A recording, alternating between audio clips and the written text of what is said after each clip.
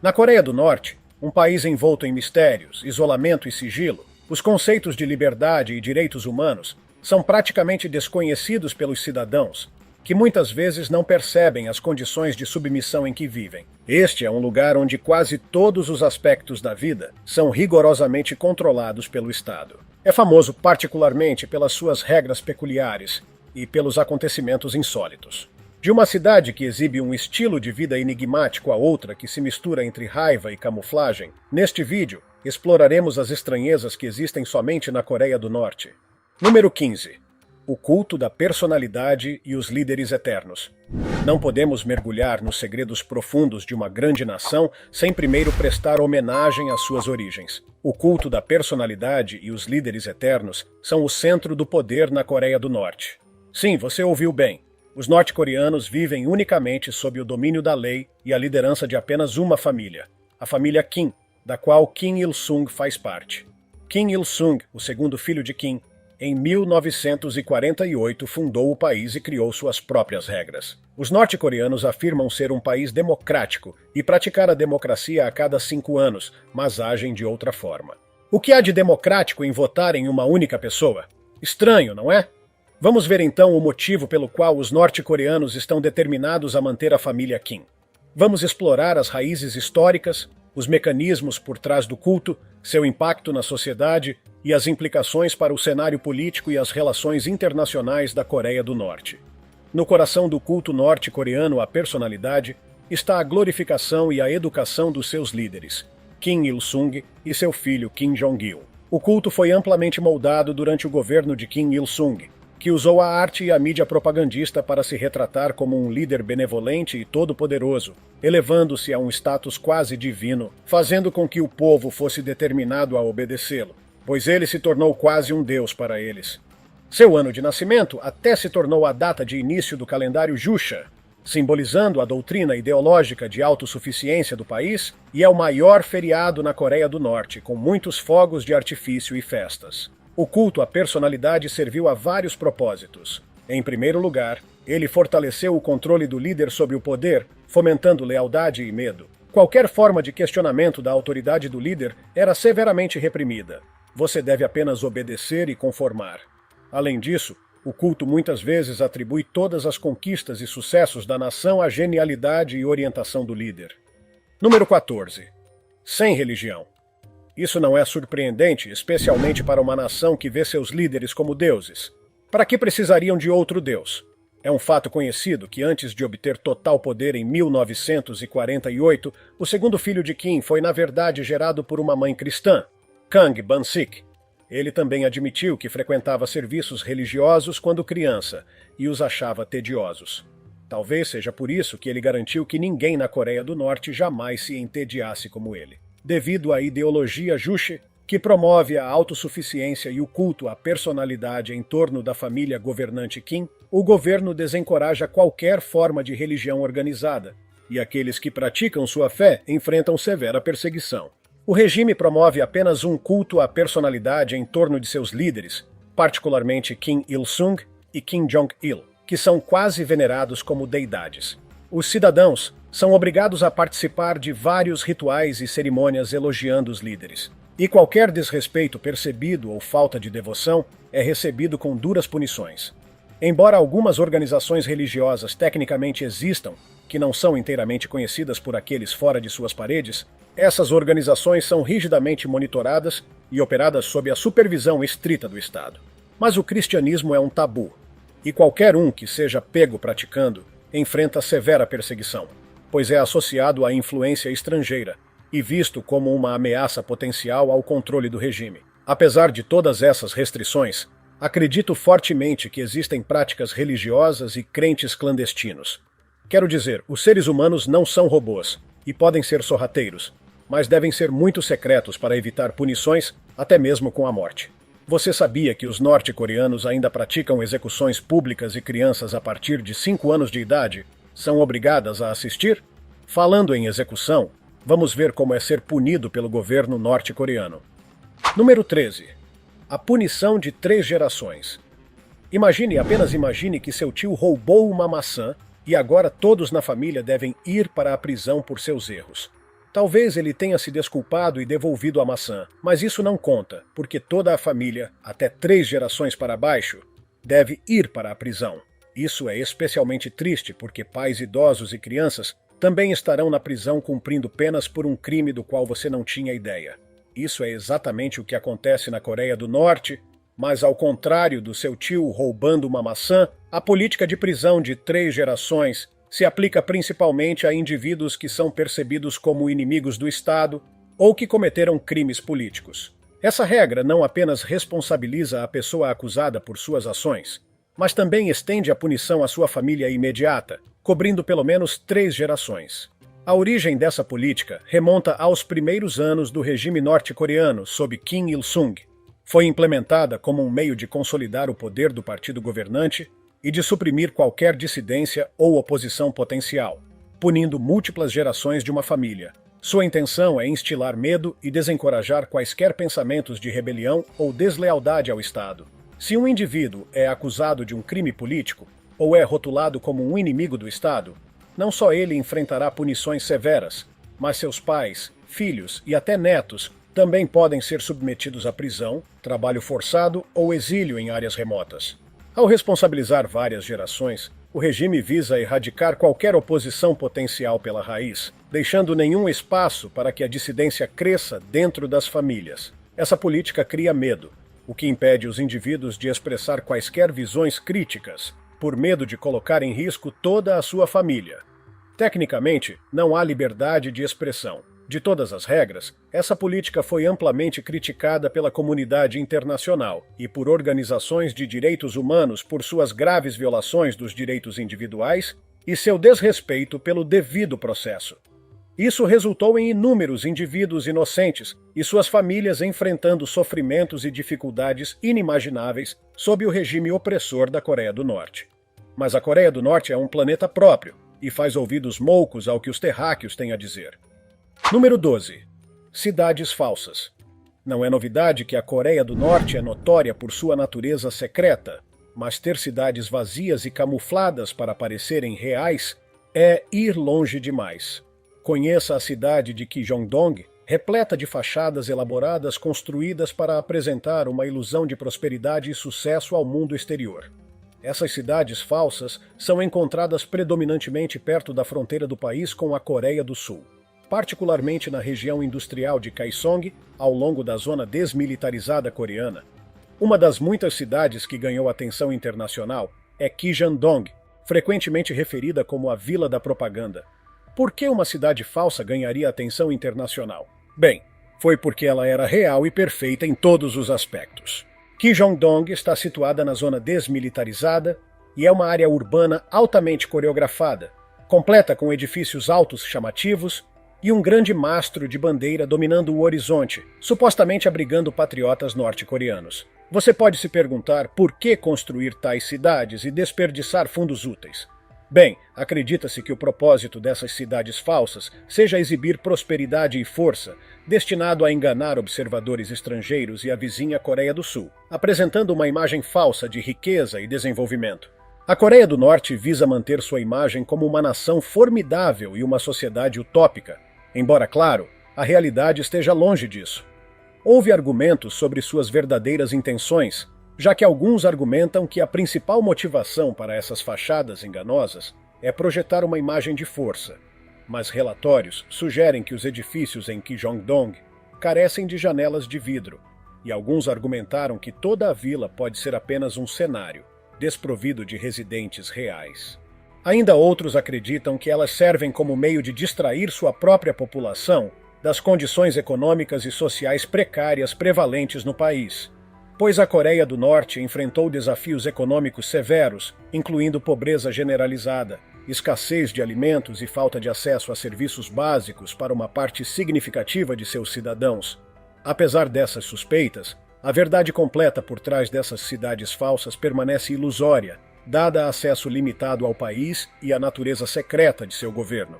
Tentativas de jornalistas estrangeiros ou visitantes de entrar nessas áreas são rigidamente controladas, tornando desafiador verificar as afirmações em torno dessas fachadas urbanas. Número 11. Proibição de jeans azuis e roupas ocidentais. A proibição de jeans azuis e roupas ocidentais é simplesmente porque Kim Jong-un as vê como percepção e influência americana. Essa proibição se estende a roupas importadas e camisetas. Os cidadãos são esperados para usar roupas que aderem às diretrizes aprovadas pelo Estado. Em vez de jeans, os norte-coreanos são incentivados a usar trajes tradicionais coreanos como hanboks, o que reflete a ênfase da liderança no patrimônio cultural e no nacionalismo. A aplicação dessas regulamentações de vestuário é rigorosa, com as autoridades estaduais realizando inspeções e punindo aqueles que violam o código de vestimenta. Os infratores correm o risco de enfrentar multas, críticas públicas ou mesmo prisão. Essa abordagem ao controle de vestuário tem sido recebida com reações mistas pela comunidade internacional, muitas vezes atraindo críticas por sua infração às liberdades pessoais e aos direitos humanos. Muitas pessoas argumentam que a proibição ajuda a preservar uma identidade norte-coreana única, enquanto outras a veem como uma medida opressiva destinada a suprimir a individualidade e perpetuar uma cultura de conformidade. O que você acha? As restrições ao vestuário são apenas um exemplo do controle mais amplo exercido pelo governo norte-coreano sobre a vida de seus cidadãos. A seguir, olhe para seus penteados. Número 10. Controle estatal sobre cortes de cabelo. Quando você pensa nos cortes de cabelo dos norte-coreanos, imediatamente pensa em seu líder, Kim Jong-un. É um alívio que ninguém ouse cortar o cabelo como o dele. Honestamente, não acho que alguém queira. Na Coreia do Norte, os estilos de cabelo e o cuidado pessoal são submetidos a um controle e regulamentação rigorosos, como parte das normas culturais do país. O governo impõe diretrizes específicas para os cortes de cabelo, com a intenção de promover a conformidade e projetar uma imagem particular do cidadão ideal. Essas regulamentações se estendem a homens, mulheres e crianças. São permitidos apenas 28 cortes de cabelo aprovados, sendo 10 para homens e 18 para mulheres. Essas leis são reforçadas através da mídia estatal, pôsteres e inspeções regulares pelas autoridades locais. As diretrizes para os cortes de cabelo masculinos na Coreia do Norte geralmente exigem que o cabelo seja mantido curto, com regras específicas sobre comprimento, estilo e até costeletas. Os cortes de cabelo tradicionais coreanos são frequentemente preferidos, com inspiração retirada de figuras históricas e líderes revolucionários. Por exemplo, o estilo Japatsu, que se assemelha ao corte de cabelo do ex-líder Kim Jong-il, é considerado uma das opções mais populares e aceitáveis para mulheres. A gama de cortes de cabelo aprovados é um pouco mais ampla, mas ainda é necessário manter aparências conservadoras. Cabelos muito longos geralmente não são preferidos, e existem diretrizes específicas para como estilizá-los e acessorizá-los. As mulheres são incentivadas a adotar cortes de cabelo que são percebidos como femininos e tradicionais. Os salões de cabeleireiro locais desempenham um papel crucial na aplicação dessas regras de higiene. Eles devem exibir pôsteres com imagens de cortes de cabelo aprovados e são obrigados a seguir as diretrizes do governo. Além disso, os cabeleireiros podem ser obrigados a denunciar quaisquer clientes que tentem adotar cortes de cabelo ou estilos proibidos, criando uma atmosfera de vigilância e medo. A aplicação das regulamentações de higiene vai além dos cortes de cabelo. Os homens norte-coreanos são esperados para permanecerem sempre barbeados, e pelos faciais são geralmente desencorajados, a menos que sirvam a um propósito simbólico, o que é muito raro. As mulheres também são esperadas para aderir a padrões rigorosos de higiene e não expor suas coxas ou decotes de forma alguma. A maquiagem deve ser moderada para manter uma aparência modesta e natural. As penalidades por não cumprir as regulamentações de higiene do Estado podem variar de multas e humilhação pública a punições mais severas, como trabalho intenso ou até mesmo morte, dependendo da gravidade da violação e do status político do indivíduo envolvido. Regulando a aparência pessoal, o regime visa garantir que a população adira aos ideais do Estado e mantenha uma identidade nacional unificada. Essa rigorosa regulamentação de cortes de cabelo e cuidados pessoais exemplifica a atmosfera mais ampla de vigilância e controle que permeia vários aspectos da vida na Coreia do Norte. Número 9. As damas do trânsito. Uma das primeiras visões que os turistas observam ao visitar a Coreia do Norte são as belas mulheres vestidas em uniformes elegantes, com luvas brancas distintas e chapéus, controlando graciosamente o tráfego. As damas do trânsito da Coreia do Norte são uma característica distinta e icônica do país. Essas oficiais uniformizadas desempenham um papel crucial na direção do tráfego e na manutenção da ordem nas ruas, especialmente notável na capital, Pyongyang. Essas controladoras de trânsito são altamente visíveis e comandam respeito tanto de pedestres quanto de motoristas. Elas são meticulosamente treinadas e mantêm uma postura disciplinada, aderindo a um código de conduta rigoroso. Além de suas funções primárias de gerenciar o fluxo de tráfego, elas também atuam como símbolos de orgulho e disciplina nacionais. Essas damas são cuidadosamente selecionadas para seus papéis, muitas vezes escolhidas com base em sua aparência física, altura e formação educacional. Seu treinamento envolve não apenas aprender as regras de trânsito, elas também aprendem habilidades de comunicação e vários sinais manuais para gerenciar efetivamente o fluxo de veículos. As damas do trânsito foram introduzidas no início dos anos 1960 como parte de um esforço mais amplo para criar uma sociedade disciplinada e ordenada. Desde então, essas damas se tornaram um símbolo duradouro da marca única de socialismo da Coreia do Norte e são frequentemente apresentadas na propaganda e na mídia estatal. Sem dúvida, as damas representam uma fascinante mistura de tradição, disciplina e nacionalismo. Sua aparência elegante e distinta, juntamente com seu papel essencial na manutenção da ordem no tráfego, as torna um símbolo duradouro da paisagem social e política única dos norte-coreanos. Isso é algo que outros países deveriam emular. Agora diga-nos, as mulheres em seu país fariam o trabalho das damas do trânsito de forma eficaz? Número 8. Namoro na Coreia do Norte. A seguir, vamos investigar a vida romântica dos norte-coreanos, e você ficará surpreso com o que está prestes a descobrir. A vida amorosa dos norte-coreanos é absolutamente diferente do que você imagina. Eles não vão ao cinema juntos, nem têm qualquer tipo de atividade de namoro, exceto caminhar pelas ruas com as mãos para si mesmos. Como de costume, a vida amorosa deles é fortemente influenciada pelo contexto social e político único do país. O regime norte-coreano controla rigidamente as interações entre os cidadãos, incluindo relacionamentos românticos. Namoro formal ou demonstrações públicas de afeto são proibidos. Encontros sociais são sempre monitorados, então os cidadãos costumam ser cautelosos ao se envolverem em atividades românticas, devido à vigilância potencial e punições iminentes. Os norte-coreanos geralmente seguem o casamento arranjado e tradicional, considerando o status social e o nível de lealdade ao regime. Namoros interregionais são desencorajados, pois o regime vê relacionamentos com estrangeiros como um risco potencial à segurança. Assim, a vida amorosa dos norte-coreanos permanece desafiadora e controlada, refletindo a ênfase do regime em manter uma rigorosa ordem social e conformidade ideológica. Número 7. O não uso de contraceptivos e produtos sanitários. Você foi avisado, esta parte fará sua pele arrepiar. As mulheres na Coreia do Norte não sabem o que é um absorvente e nunca viram um antes, mesmo com a invenção dos absorventes desde 1888. Mas, devido à natureza secreta do país, muitas coisas podem ter sido alteradas. Baseando-se em conhecimentos prévios de mulheres que tiveram o privilégio de viver no país, elas relataram como panos e toalhas usados eram constantemente lavados e reutilizados no próximo mês. Acho isso muito anti-higiênico e extremamente irritante. Não estamos mais na Idade de Ouro. As mulheres deveriam ter o direito de se sentir protegidas e limpas. Número 6.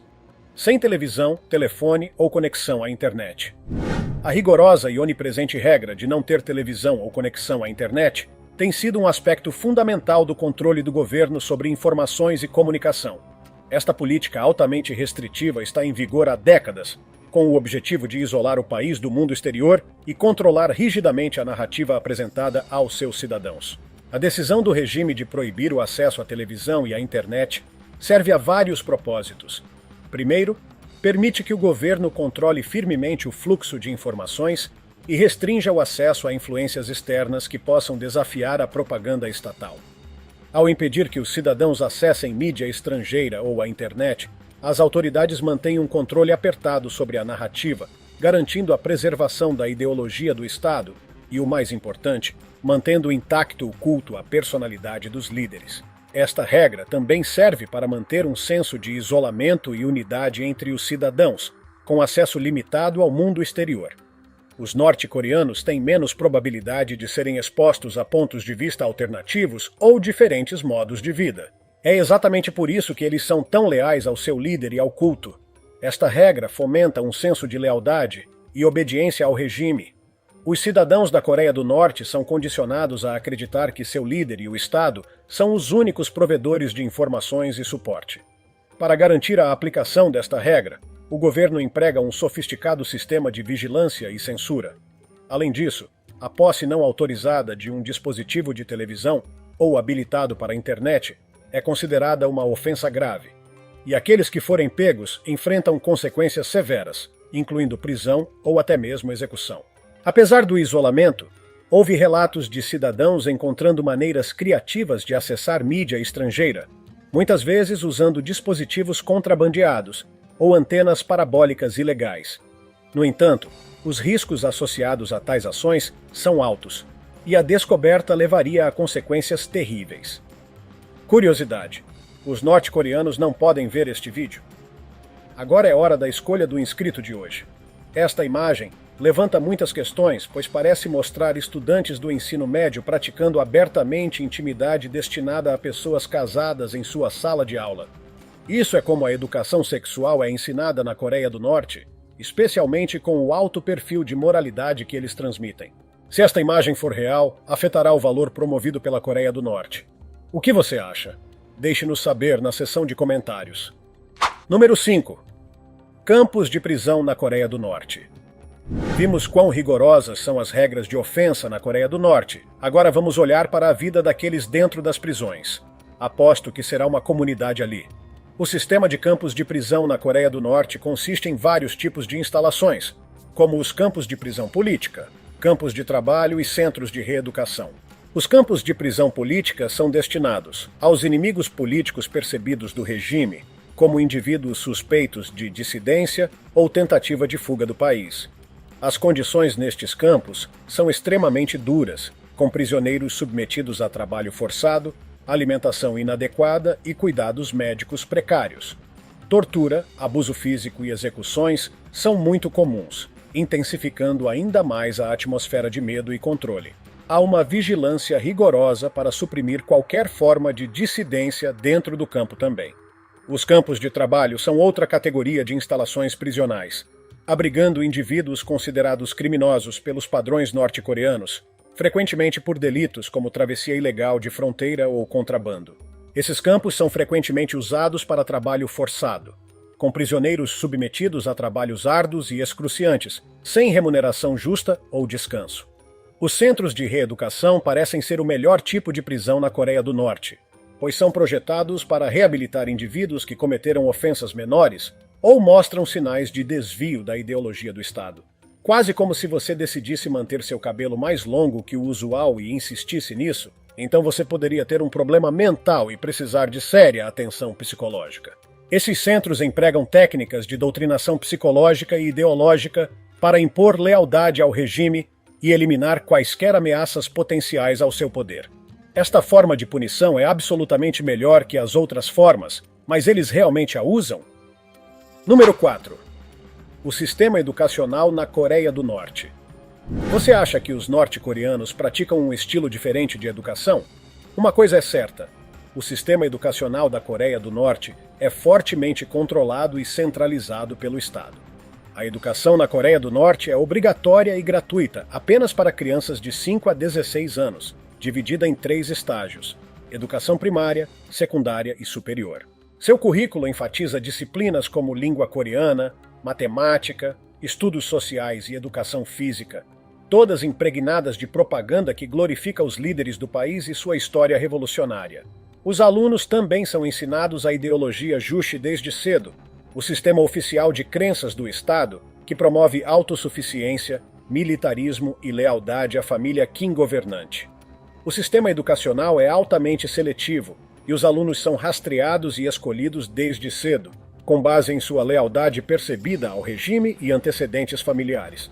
Aqueles com parentes percebidos como desleais podem enfrentar discriminação e oportunidades limitadas, especialmente quando estão na prisão. Os professores são obrigados a passar por um extenso treinamento ideológico sendo sua principal responsabilidade garantir que os alunos adiram aos princípios e ideias do governo. O sistema desencoraja o pensamento crítico e incentiva a conformidade às normas e crenças estabelecidas. Para atividades extracurriculares, existe uma extensa rede de palácios de jovens e crianças e grupos da União de Crianças, onde os jovens participam de várias atividades extracurriculares, como música, esportes e artes. Estas atividades promovem ainda mais a lealdade ao Estado e reforçam a ideologia do regime. O ensino superior também é rigidamente controlado, com apenas alguns selecionados autorizados a frequentar universidades prestigiosas em Pyongyang, enquanto a maioria frequenta instituições regionais. Os graduados são frequentemente colocados em posições de acordo com as necessidades do governo e são esperados para contribuir para os objetivos do regime. Então você não pode ter ambições próprias. Sua vida é apenas para o regime. Número 3. Fusos horários e calendários peculiares. A Coreia do Norte opera em seu próprio fuso horário único e calendário, distinguindo-se do resto do mundo. O país segue um sistema conhecido como Horário de Pyongyang, oficialmente nomeado após sua cidade capital. Aqui está uma explicação dos fusos horários e calendários peculiares da Coreia do Norte. A Coreia do Norte está em um fuso horário que é 8 horas à frente do tempo universal coordenado. Isso a coloca meia hora atrás da vizinha Coreia do Sul e do Japão. Em agosto de 2015, a Coreia do Norte decidiu ajustar seu fuso horário em 30 minutos para marcar o 70º aniversário de sua libertação do domínio japonês. A mudança teve como objetivo simbolizar a independência do país de seus laços históricos com o Japão e alinhar seu fuso horário com o usado antes da ocupação japonesa. Além do fuso horário único, a Coreia do Norte segue seu próprio sistema de calendário, chamado calendário Juche. Foi introduzido em 1997 e seu ponto de partida é o ano de nascimento de Kim Il-sung, o líder fundador da Coreia do Norte. A peculiaridade dos fusos horários e calendários da Coreia do Norte reflete as políticas isolacionistas do país e a ênfase em sua identidade distinta. Embora isso possa causar desafios logísticos para interações internacionais, negócios e comunicação, essas medidas reforçam o controle do governo sobre seus cidadãos e contribuem para a narrativa do regime de autossuficiência e soberania. Número 2. O Hotel Ryugyong. Este é um dos maiores hotéis do mundo, mas existe apenas na Coreia do Norte. O Hotel Ryugyong, em Pyongyang, é uma estrutura imponente que se tornou um símbolo icônico do horizonte da cidade. Com aproximadamente 330 metros de altura e 105 andares, é um dos edifícios mais altos do mundo que nunca foram ocupados. A construção começou em 1987, mas foi interrompida por anos devido a dificuldades econômicas, o que lhe rendeu o apelido de Hotel do Destino. Seu design único apresenta 3 alas que se afinam para cima, assemelhando-se a uma pirâmide escalonada ou um cone imponente. A fachada é revestida em vidro e concreto, criando uma aparência futurista impressionante. Apesar de décadas de progresso paralisado, o hotel passou por algumas reformas, incluindo a adição de iluminação LED, que ilumina a estrutura à noite. O interior do Hotel Ryugyong permanece em grande parte um mistério, com informações limitadas disponíveis ao público. Ele permanece como um marco enigmático e controverso, exemplificando os projetos arquitetônicos ambiciosos do regime da Coreia do Norte, mas nunca recebeu visitantes nem foi útil. Número 1. O Jogo de Massa Arirang.